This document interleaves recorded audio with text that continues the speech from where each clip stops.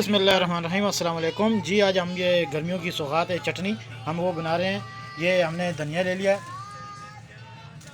ये लहसुन और अदरक, हरी मिर्च और ये पुदीना।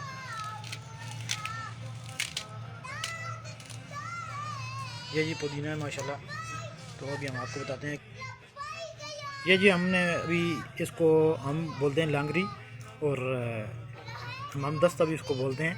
अभी इसमें हम बनाएंगे। मशीन भी है लेकिन मशीन में उस तरह का जायका नहीं आता है जो इसमें आता है ना। ये जी हम इसमें पहले कूटेंगे लहसुन,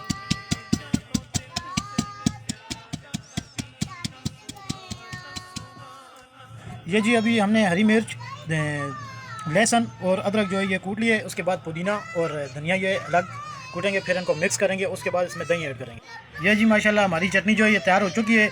अभी ये हमने जार में, शीशे का जार है, इसमें पैक करके रख दिए। जब भी ज़रूरत पड़ेगी और हम इस तरह इसको मिक्स कर लेंगे, दही डाल के और मिक्स कर लेनी है। अगर दही के बगैर भी खानी है तो फिर भी खा सकते हैं और ये इस तरह ख़राब नहीं होती। अगर हम इसमें दही ऐड कर देंगे तो ये 1-2 दिन बाद जो है ख़राब हो जाती है, जायका आने शुरू हो जाता है। ऐसे आपको इस तरह जो है 10 दिन तक रख सकते हैं।